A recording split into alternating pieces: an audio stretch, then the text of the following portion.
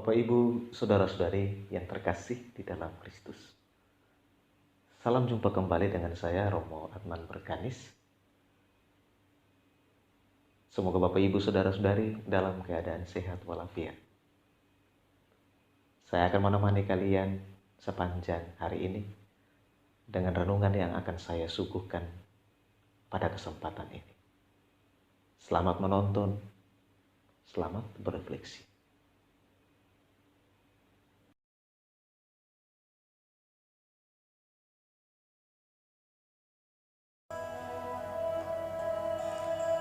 Bapak, Ibu, Saudara-saudari yang terkasih di dalam Kristus. Terkadang dalam hidup, kita tidak mau orang lain lebih maju dari kita. Kita merasa iri hati dan rendah diri apabila orang lain berprestasi lebih baik dari kita. Bahkan kita berusaha menjelek-jelekan dan menyingkirkan orang tersebut dari pergaulan kita.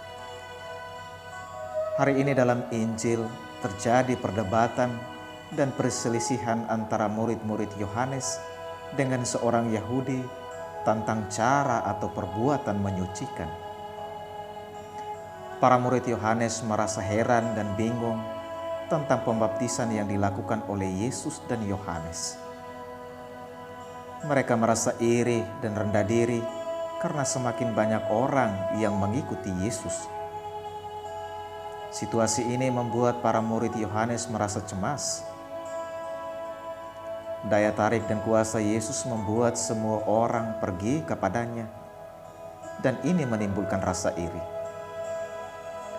Mereka merasa cemas apabila tidak ada orang yang mendengarkan pengajaran mereka dan mengikuti mereka. Para murid Yohanes menceritakan kepada Yohanes, guru mereka, bahwa orang yang bersama guru mereka di seberang sungai Yordan, dia juga membaptis dan semua orang pergi kepadanya. Mendengar hal itu, Yohanes tidak merasa cemas, tidak minder, tidak rendah diri sedikit pun, apalagi merasa iri. Yohanes menyadarkan mereka bahwa ia bukanlah Mesias, dan ia dipanggil dan diutus bukan untuk mewartakan tentang dirinya sendiri, melainkan untuk mempersiapkan jalan bagi kedatangan Mesias. Yohanes juga menjelaskan bahwa posisinya memang lebih rendah dibandingkan Yesus. Yohanes menyatakan kepada mereka bahwa yang mempunyai jemaat, yaitu mempelai perempuan, adalah Mesias.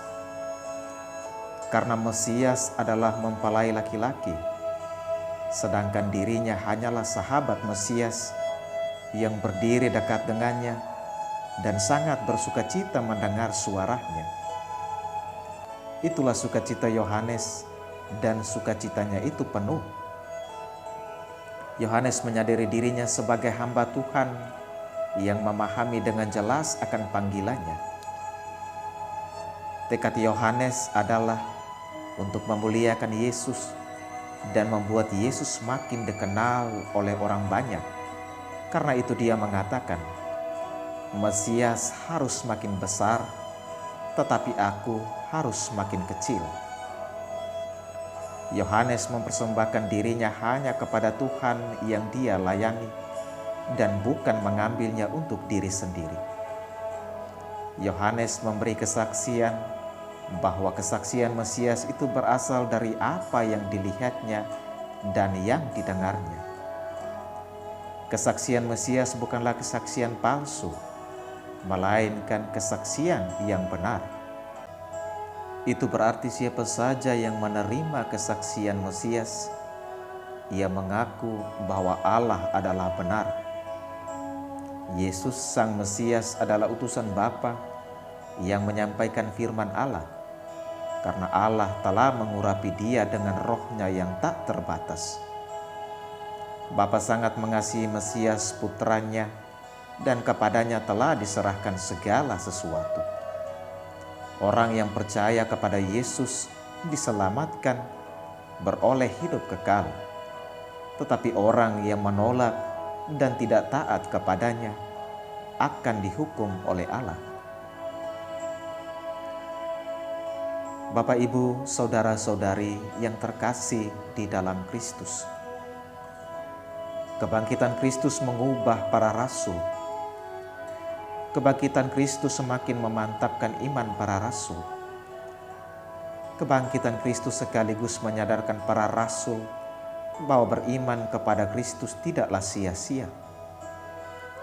Kebangkitan Kristus menunjukkan kepada mereka bahwa mereka tidak sendirian di dalam mewartakan Tuhan yang bangkit, melainkan Tuhan selalu menyertai mereka. Walaupun mereka ditangkap lagi dan mereka dilarang keras untuk mengajar dalam nama Yesus, mereka tidak mundur, tetapi semakin maju di dalam pewartaan. Inilah yang dikisahkan dalam bacaan pertama hari ini. Bahkan dengan lantang Petrus menjawab larangan imam besar bahwa kita harus lebih taat kepada Allah daripada kepada manusia. Allah nenek moyang kita telah membangkitkan Yesus yang kamu gantungkan pada kayu salib dan kamu bunuh. Petrus menegaskan bahwa Yesus yang telah disalibkan oleh orang Yahudi adalah sungguh Mesias yang diutus Allah untuk menyelamatkan mereka. Para rasul menunjukkan kuatnya pertumbuhan gereja dengan kesaksian nyata. Mereka sangat yakin akan iman terhadap Yesus yang bangkit.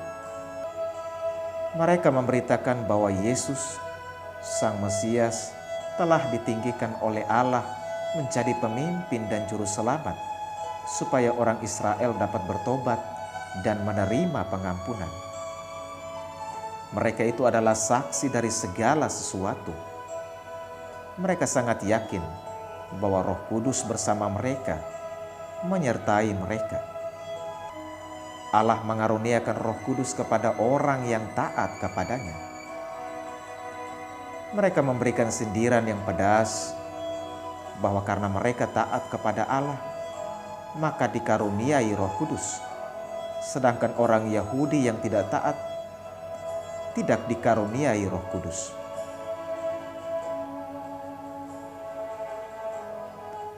Bapak, Ibu, saudara-saudari yang terkasih di dalam Kristus. Yohanes Pembaptis menyadarkan kita bahwa berpusat pada Yesus membuat segala beban penderitaan dapat dihadapi dengan aman. Lewat kesaksian Yohanes tentang Yesus Kristus, membuat kita mengenal Allah dan beroleh keselamatan. Melalui Kristus kita mendapatkan pengenalan akan Allah dan beroleh keselamatan. Kita juga mesti belajar meneladani para rasul dan Yohanes Pembaptis, yaitu menjadi agen Allah untuk memperkenalkan Kristus kepada dunia. Kita pun mestinya mewujudkan iman dengan ketaatan penuh kepada Allah dan bergembira di dalam penderitaan. Di dalam tugas dan pelayanan, kita mesti meninggikan Kristus dan bukan kemegahan diri kita sendiri. Di dalam pelayanan, kita mesti lebih fokus mengumandangkan nama Kristus ketimbang keberhasilan pelayanan kita. Kristus harus makin besar, tetapi kita harus makin kecil. Kita mesti ingat bahwa tugas kita orang beriman sejati adalah mendorong orang untuk mengikuti Kristus dan bukan menjadi pengikut kita. Kita mesti memuliakan Kristus dan membuat Kristus dikenal banyak orang. Memang menjadi pengikut Kristus bukanlah hal yang mudah. Karena menjadi pengikut Kristus berarti siap untuk menderita, ditolak, disiksa, dan dihina. Menjadi pengikut Kristus berarti kita siap untuk mewartakan nama Kristus yang bangkit, walaupun kita mengalami tekanan dan penderitaan. Tentu kita juga perlu mengakui bahwa iman bukanlah milik kita, melainkan milik Tuhan. Iman yang kita hayati adalah pemberian cuma-cuma dari Tuhan. Oleh karena itu, kita mesti berdoa kepada Tuhan, tambahkanlah iman kami. Kekristenan dapat bertahan sampai pada detik ini bukan karena kegigihan atau fanatisme, tetapi karena gerakan iman ini berasal dari Tuhan sendiri.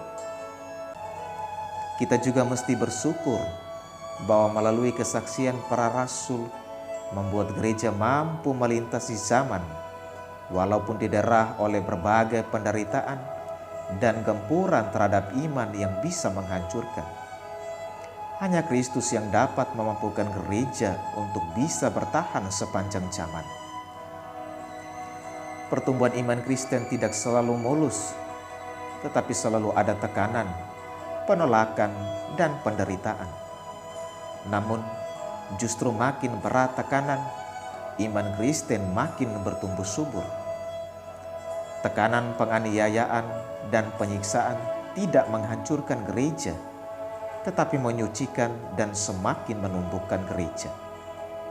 Gereja tetap berdiri teguh melintasi zaman, walaupun diderah penganiayaan dari waktu ke waktu, karena Tuhan menjaga dan memelihara miliknya. Tuhan yang bangkit malah telah menghambusi gereja dengan Roh Kudus. Marilah kita bersukacita di dalam penderitaan dan menganggapnya sebagai kehormatan dari Kristus. Marilah kita tetap setia dan tekun di dalam mewartakan Kristus yang bangkit, karena kita telah diutus oleh-Nya. Marilah kita memohon kehadiran Roh Kudus untuk selalu bersama-sama dengan kita, selalu menyertai kita di dalam mewartakan Kristus yang bangkit.